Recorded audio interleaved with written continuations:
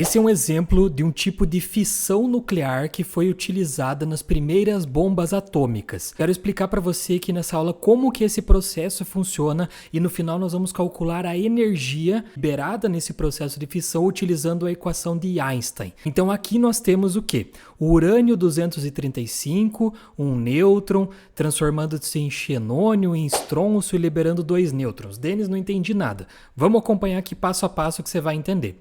Primeiro de tudo, você lembra da tabela periódica que você via na escola? Se você não lembra, não tem problema. Mas lá o que tinha nessa tabela periódica? Você tinha todos os elementos químicos que nós conhecemos. Elementos químicos nada mais são do que os átomos. Então aqui, por exemplo, você tinha o hidrogênio, o lítio, sódio, potássio, rubídio, urânio e etc. Então aqui nessa tabela periódica você tem todos os átomos que nós conhecemos na natureza ou que nós seres humanos fabricamos artificialmente. Qual é a diferença, por exemplo, do hidrogênio que está aqui para o rubídio que está aqui em outra posição? É a quantidade de prótons que ele tem no núcleo. Então tudo que existe na natureza, a matéria que nós chamamos de bariônica, é feita de prótons, nêutrons e elétrons, inclusive você. Aqui eu trouxe um exemplo do átomo de hidrogênio. O hidrogênio ele tem somente um próton no núcleo e um elétron aqui na eletrosfera, que é a região ao redor do núcleo. Ele não tem nenhum nêutron no núcleo. Mas qual é a diferença dele se eu for acrescentando prótons no núcleo? Eu vou transformando esse hidrogênio em outros elementos químicos. Então ele pode ser hélio, ele pode ser oxigênio. A diferença entre o oxigênio e o urânio, por exemplo, é a quantidade de prótons que eles têm no núcleo. Essas bolinhas vermelhas ali que eu trouxe para você. Então, basicamente, é essa a explicação da tabela periódica.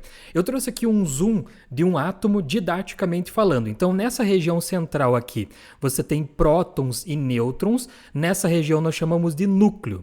Então, aqui eu coloquei os prótons em vermelho e os nêutrons aqui em cinza, meio branco. E os elétrons aqui na eletrosfera. Os elétrons não vão ser importantes aqui nesse processo nosso de explicação da fissão nuclear. Eu quero que você foque aqui no núcleo atômico, onde tem os prótons e os nêutrons. Bom, esses prótons eles têm uma carga elétrica positiva.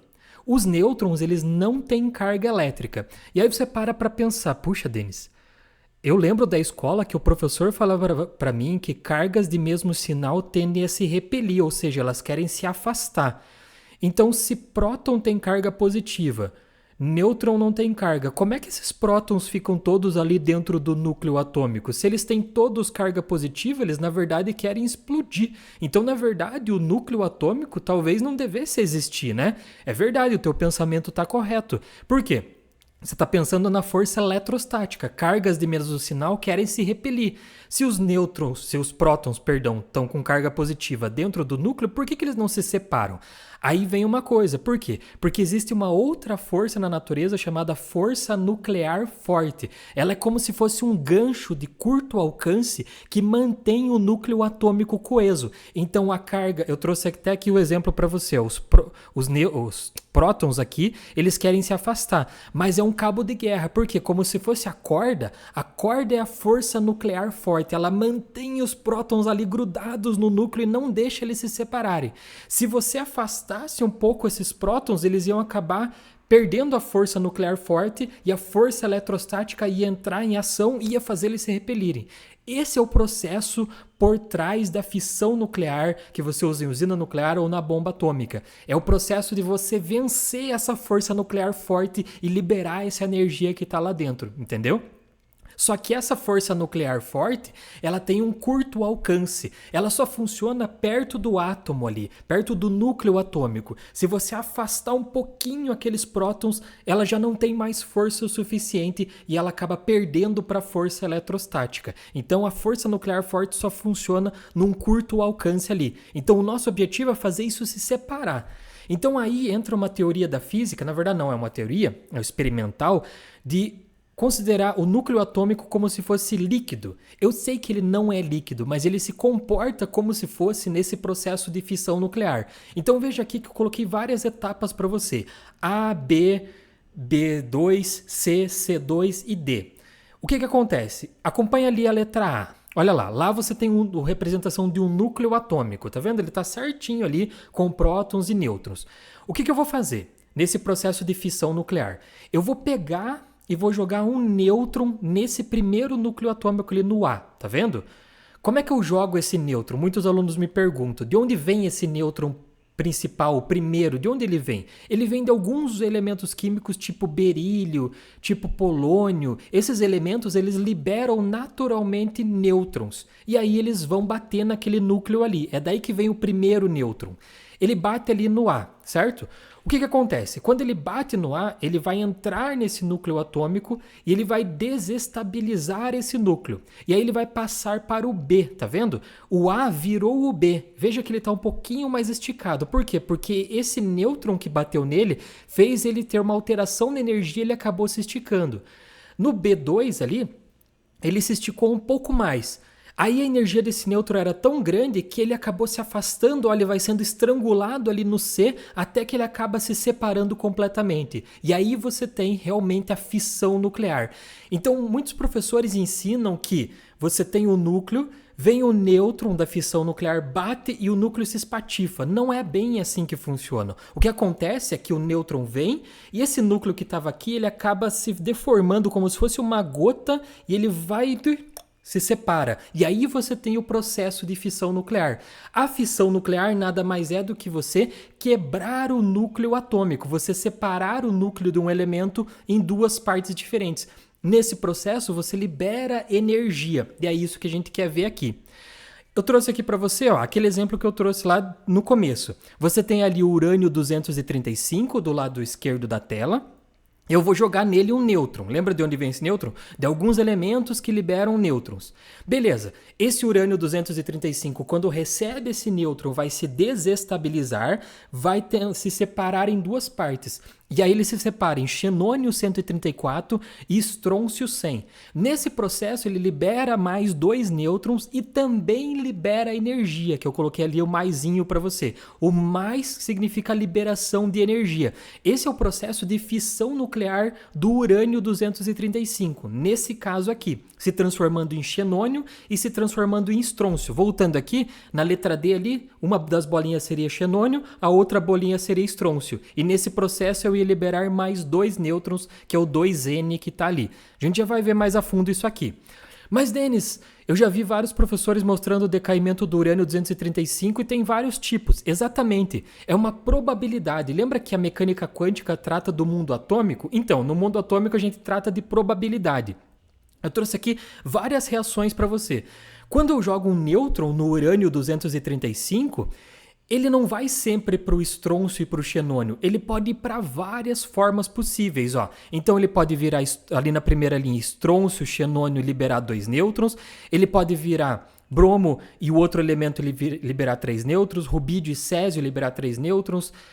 Tecnício e zircônio liberar 2 nêutrons. Bário e criptônio liberar 3 nêutrons. Então ele pode ter uma série de decaimentos, entende? Nesse processo de fissão nuclear, de quebra do núcleo.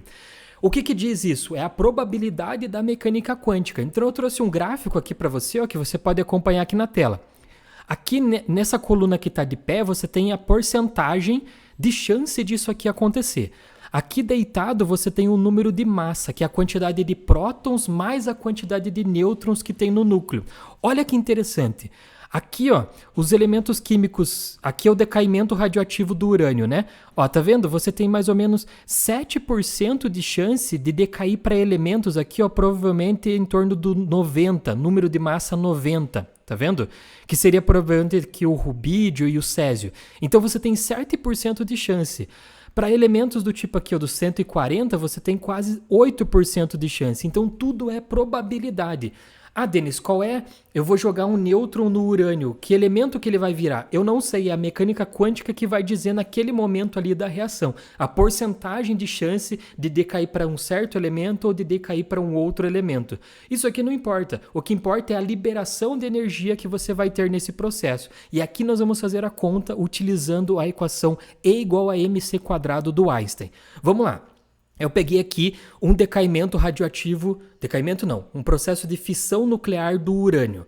Então vamos com muita calma aqui o que eu quero explicar para você. Então nesse primeiro processo aqui você tem o urânio 235. O que é esse 235? É o número de massa dele. O que isso significa? Número de massa, quando você está tratando do elemento químico, é a soma do número de prótons que ele tem com o número de nêutrons. Então você pega próton, soma com nêutron, isso vai dar o número de massa do teu elemento. O que é esse 92 que tem aqui embaixo? É o número atômico. O que é o número atômico? É só o número de prótons. Isso significa o quê? Que o urânio tem 92 prótons no núcleo. E se você somar prótons e nêutrons, ele tem 235 partículas, certo? O que vai acontecer nesse processo de fissão?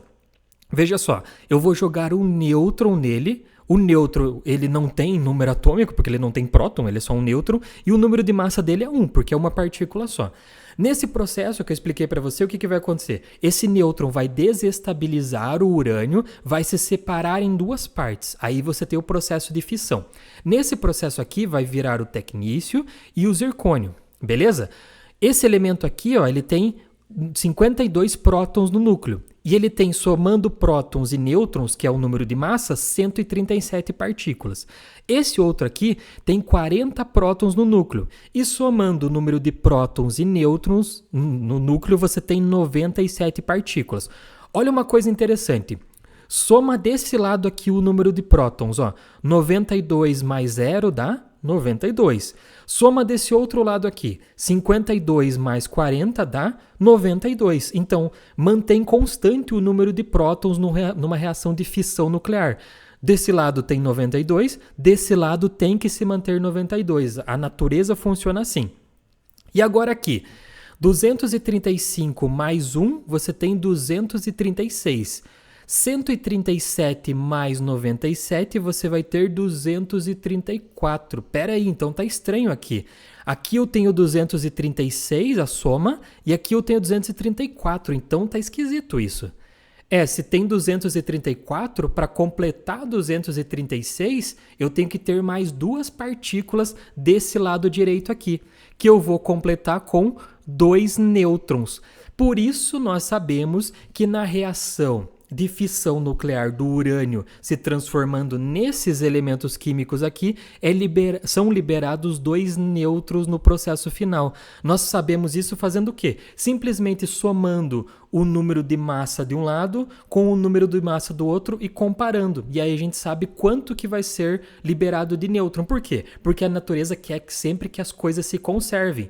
Desse lado aqui, o número de massa tem que ser igual a esse. Agora sim, se você somar 137 mais 97 mais 2 nêutrons, você vai ter 236, beleza? Então, nesse processo aqui, a gente já sabe que vão liberar 2 nêutrons. Porém, o número de massa que nós temos nos elementos não é preciso. E aí vem o segredo da liberação de energia da fissão nuclear. Olha que interessante. A gente sempre fala que o urânio tem uma massa de 235, mas na verdade, fazendo as contas da mecânica quântica, ele tem 235,04392 massas atômicas. Denis, isso aqui é um número muito pequeno, vamos ignorar. Não ignore, porque é isso aqui que vai trazer a energia de liberação da fissão nuclear. Esse elemento aqui, ó, a gente diz que ele tem 137 para arredondar na tabela periódica, mas na verdade ele tem 136,92532 massas atômicas. A massa dele é um pouco diferente do número arredondado. Esse aqui tem 96,91095 massas atômicas, não é precisamente 97. Então o que a gente tem que fazer aqui?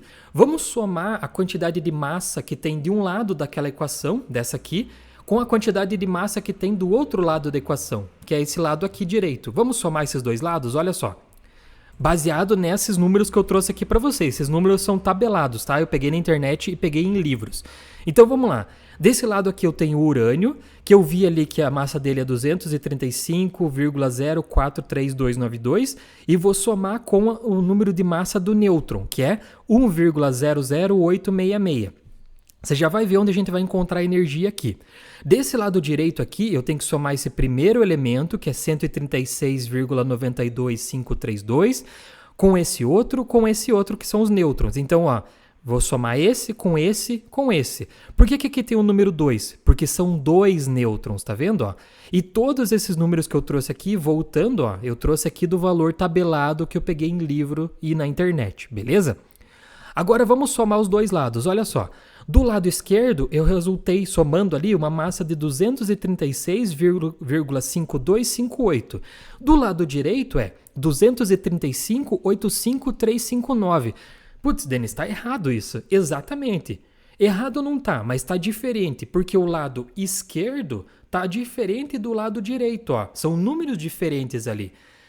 Então, se tem massa de um lado e do outro lado tem uma massa menor, ó, de um lado é 236, do outro é 235. Para onde que foi o resto da massa que está faltando ali? Ela se transformou em energia através da equação do Einstein da relatividade. Olha só. Se eu pegar 236,05258 e fizer menos 235,85359, eu vou sobrar com 0,19899. Ou seja, essa massa aqui desapareceu dessa equação, mas ela não pode desaparecer na natureza. E aí o Einstein entra na equação. Por quê? O Einstein encontrou essa equação que mostra que a massa que você perdeu se transformou em energia. Então, aí a explicação da equação E igual a mc elevado ao quadrado para fissão nuclear. Vamos fazer a conta aqui de quanta energia foi liberada nesse processo de fissão que eu te mostrei. Bom, a gente acabou de encontrar aqui, subtraindo um número do outro, ó, esse número de massa aqui, ó. Tá vendo, ó? E eu vou transformar ele em quilo. E aí eu peguei na internet a taxa de conversão, ó, para transformar em quilo, e encontrei que aquela massa ali atômica transformada em quilo dá isso aqui, ó, 3,30431 vezes 10 elevado a menos 28 quilos. Eu vou pegar isso e vou jogar aqui nessa equação do Einstein, ó, no lugar da massa. Então aqui a energia vai ser a massa que eu acabei de encontrar aqui transformando, tá vendo, ó? E vou multiplicar pela... O que é c ao quadrado? Velocidade da luz ao quadrado. Então eu fui lá na internet, peguei aqui a velocidade da luz, 2,9979 vezes 10 a oitava metros por segundo, e elevei ao quadrado. Fazendo toda essa conta aqui, você vai encontrar que a liberação de energia nesse processo de fissão nuclear foi de 2,9697 vezes 10 elevado a menos 11 joules. E aí está a explicação de onde vem a energia liberada na fissão nuclear.